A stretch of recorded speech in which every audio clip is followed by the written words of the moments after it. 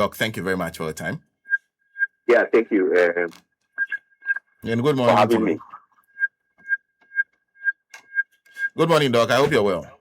Yeah, I'm doing well. Good morning. Okay, But I great. can hear feedback from Oh, your I side. can also hear the same feedback, but I'm not so sure. Is it better now? Yes, Okay, but I still fantastic. can hear my voice. That's Oh, you fine. can hear yourself. Yes. And then it's not coming from us because we can hear you clearly without any problem.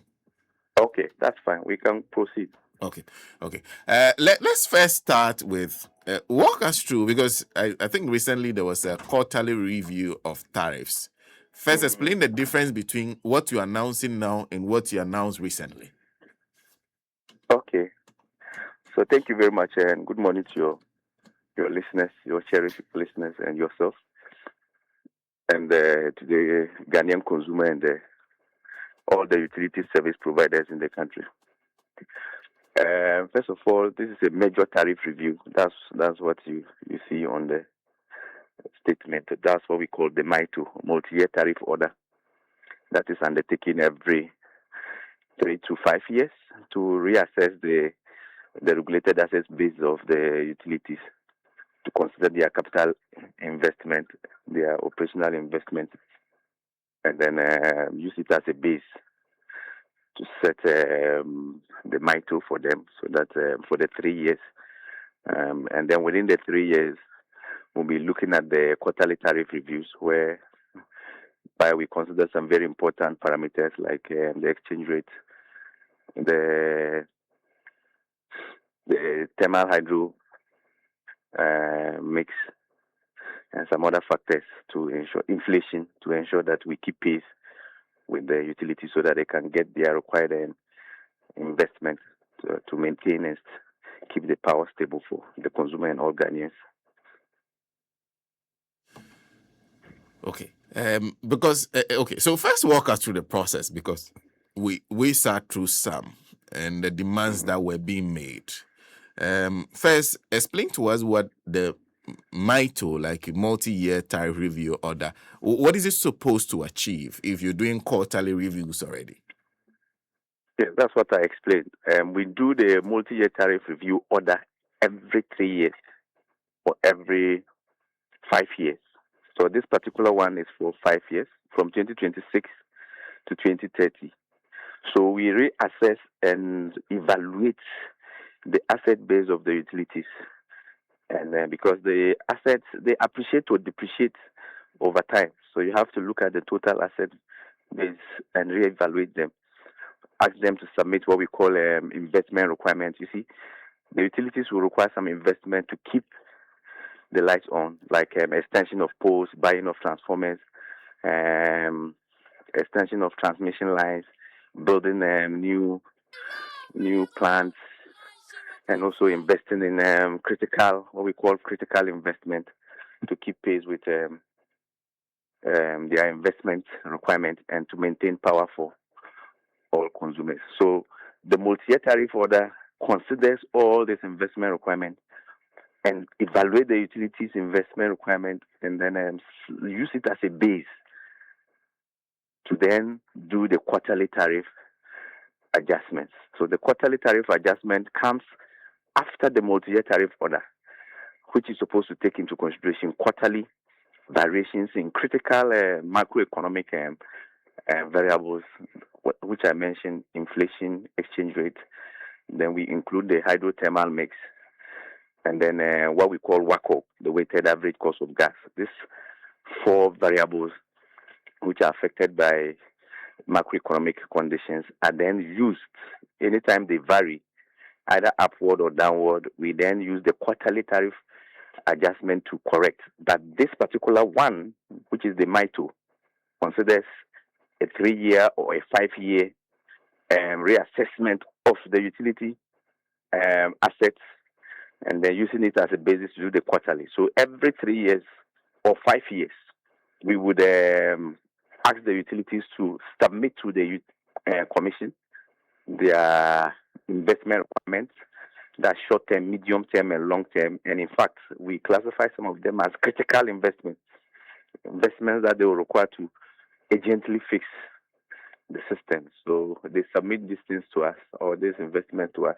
We call them to come and make a presentation to justify the investment requirement. That's where we called all the stakeholders. We called the media, the CSOs, the general public. We went around the country to let the utilities present to them exactly the investment that they require. And fortunately for us, some of the investments are within communities and within sections of country where the consumer can relate.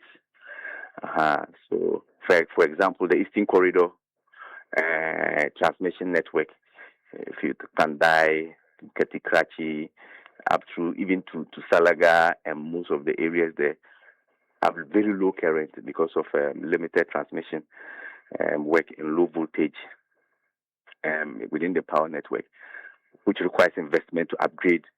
Yes, if you go to areas like Tachima, Kintampo, and other key large-scale consuming areas. I mean, and you also know there are some instances where even your local area, we have a problem with the transformer. Either there's an overload on the transformer because of expansion in population, which the utilities require upgrade. Another example is the consumer service centers. There are so many locations in the country where the utilities don't have consumer service centers. Anytime consumer wants to buy power, they struggle a lot and they don't have any place to go and immediately buy power or even report their complaints. So they also requested for these consumer centers to be built and some operational vehicles and equipment to maintain the companies or the utilities. So this is what we considered within the MITO and included as part of their investment requirements and used as the base to establish what we call the MITO. And then going forward, every 3 months, we then look at the variable conditions and then use it as a base to adjust the quarterly. So the quarterly can either go up or come down. And those are the things we use in any other quarter for the tariff adjustment. But this is a multi-year, 3 years or 5 years. This particular one is for 5 years, 2026 to 2030. Thank you. So it's a baseline that you use going forward, but we are also taking note of the 9.86% increase in the electricity tariff across board, and of course, you've also increased water tariff. Now, yes. Are they supposed to use this for investment? Yes. So this adjustment is as a result of accepting critical investments presented to us by the utilities into the tariff. So within the next 3 years, the utility providers are supposed to go and take a loan and come and immediately invest in those projects, and then the consumer will reap the benefits so that the consumer can pay for them over the 5-year period.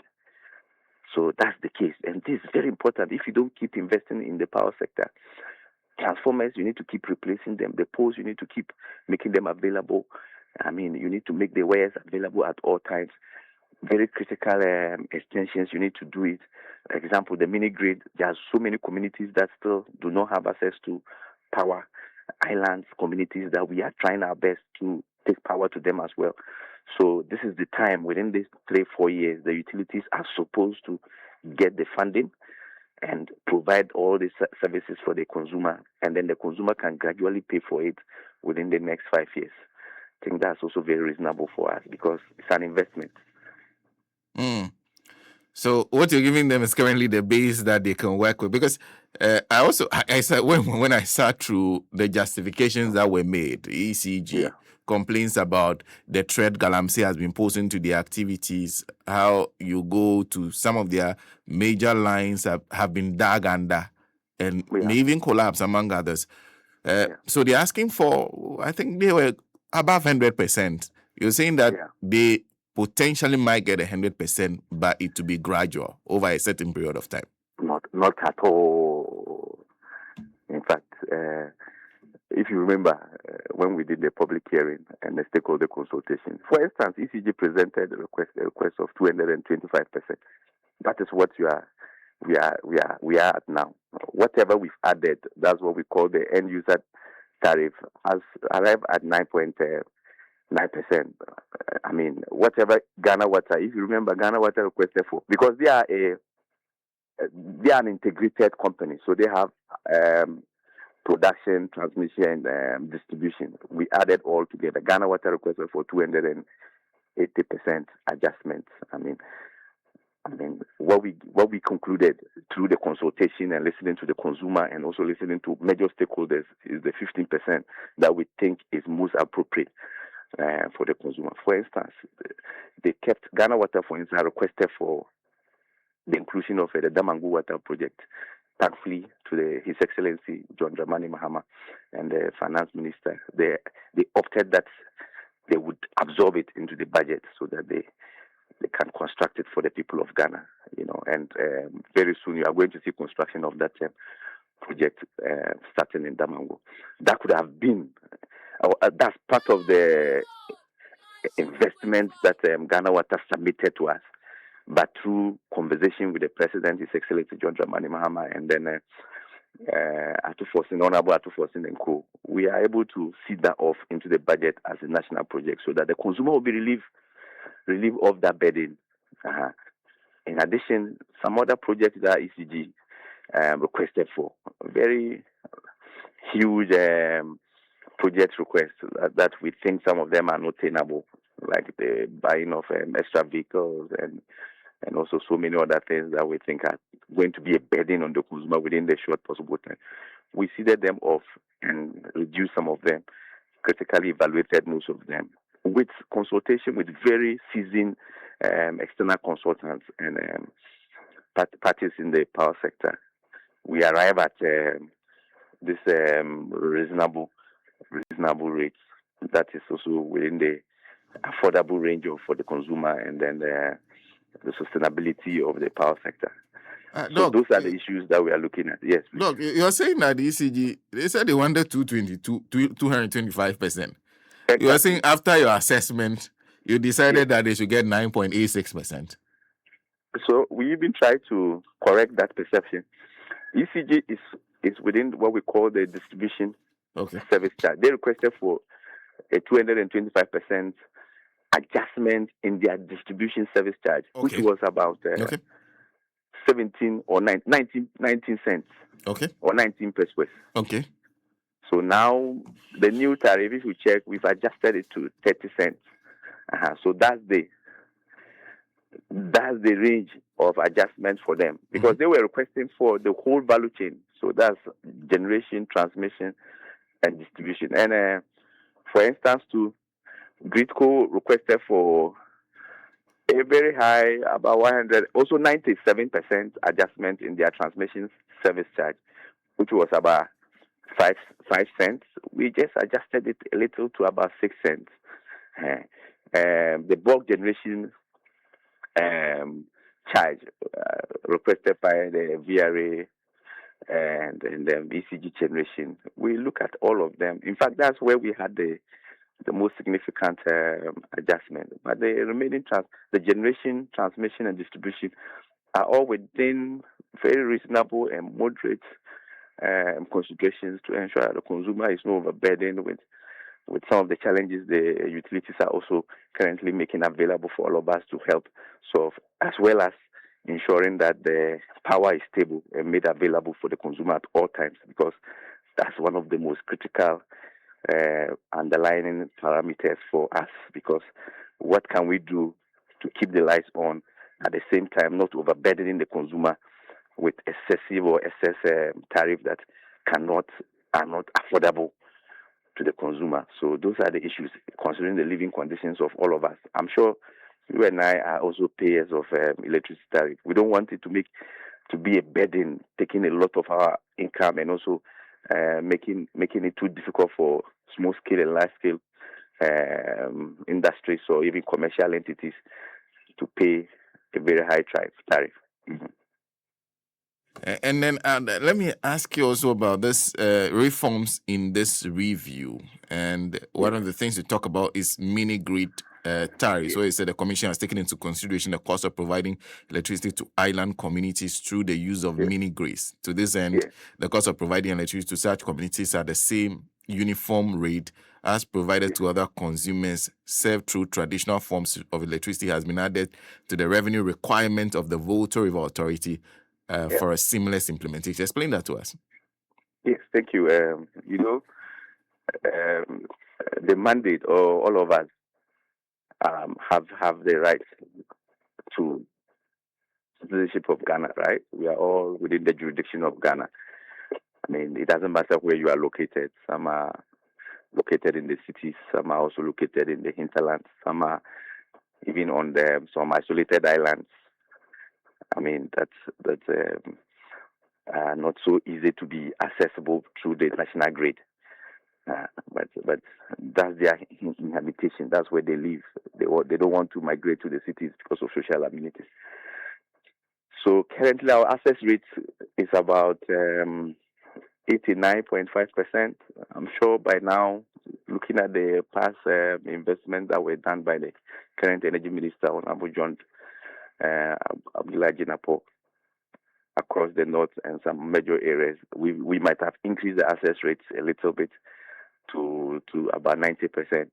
But it's also a requirement based on the Sustainable Development Goals and then the Compact 300 that we signed most recently by His Excellency John Dramani Mahama in Tanzania, I remember, to ensure that all Ghanaians have universal access to electricity. In fact, let it be on record that across the sub-region and even in Africa in general, Ghana is one of the leading countries with very high access rates. I mean, we are working hard. It's part of the manifesto of His Excellency John Dramani Mahama to ensure that every Ghanaian everywhere have access to electricity. And so we are taking it to what we call the last consumer or the last mile to ensure that every Ghanaian is. So we've identified most of those isolated communities, around 130 communities that are very far from the grid. Sometimes it doesn't even make economic sense to allow even those that collect the tariff to go there. The cost you invest in providing a vehicle and allowing someone to go and collect that tariff. The tariff the person will go and collect cannot even pay for. So it means that this is a social good. This is a social amenity that we must all carry them along. So what we did is to allow VRA. The initial cost investing in these mini grids are very expensive, and the operational costs are also very high. To allow VRA to recover this operational cost as part of the bulk that's what we call the bulk generation charge, so that they can every Ghanaian can as well can pay something marginally. It's very marginal for us to be able to extend light to the communities. And when that is done, VRA can take it up and maintain those facilities for the consumer, so that they can also be part of the national grid. So at this point, we considered that policy consideration to ensure that we have a minimal tariff for all of them as well, so that it can be captured in the bulk generation charge for the for VRA. Yeah. Well, I am arranging with Doc for him to be in studio tomorrow. So most likely he'll be in studio tomorrow. If you have any issues, you can raise it. But Doc, when we posted this on our Facebook page, a few of the issues people are raising. On water, you are not giving us water. Why the increase? Our water is not flowing. And you say what? And there's also, because this matter of where is the water? 3 months no water in our area, but tariff increased. There are those who are saying the same complaint, Nana Jemfi Kojo Drew, this small country struggling to provide water. So that's on the matter of water. Was that also part of the discussion? Increasingly, people are saying we are not getting the water to our taps. Thank you. And I wish the Jemfi was there when we were doing the stakeholder consultation. It's not that easy. In fact, as I indicated, His Excellency John Dramani Mahama is also very passionate about potable water and ensuring that all Ghanaians get access to water. In fact, I would say that he's the topmost consumer in Ghana in this instance, because he's also very concerned about the tariff that Ghana Water is charging, and also the inability of Ghana Water to make water available to everybody. And it has been an issue for all of us to think about and provide a permanent solution.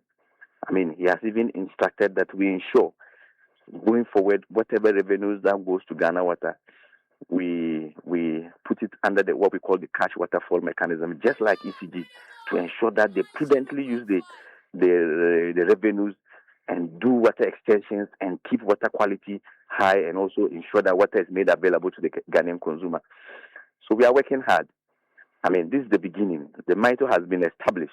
Whatever investments that Ghana Water has indicated that they want to do and have presented to us, I'm taking it upon myself and the commission and all the directors within the commission to ensure passionately and dispassionately that Ghana Water is held accountable in all the processes of ensuring that the consumer has adequate access to water.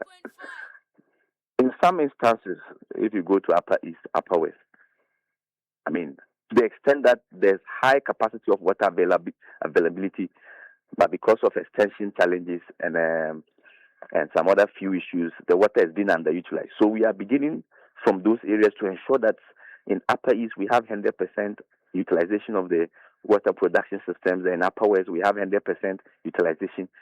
Then we trickle it down to Accra to ensure it's not that easy. Internally, we have the desalination plants that have been undergoing some challenges with Ghana Water. We also have some few internal issues with connections. I mean, and Ghana Water has a very high, what we call the non-revenue water losses. I mean, apparently for electricity, it's very difficult for you to steal. We still have theft within the electricity value chain, but it's extremely very difficult because of the technical issues and the risk. But for water, much more easier for anybody to illegally connect to a water transmission line and tap it into his house. So we are trying as much as possible to galvanize all our resources together and work with Ghana Water, Ministry of Water, and Works and Housing and Water Resources to ensure that Ghana Water reduces the non-revenue water, and as well put into place some few regulatory frameworks to ensure that even water distribution systems that are done by independent third parties like the small scale are also being regulated, so that we improve the quality of water made available to the consumer. So it's a collective interest, and we are going to ensure that over time we meet the mandate of the interest of His Excellency John Dramani Mahama in ensuring that we expand water access, make it available to the consumer, and also keep it affordable to the consumer, because we are all passionate about it, because this morning we all use water and we all use electricity, so we must make it available to the ordinary Ghanaian wherever they are through a clean, transformed, and affordable and sustainable process.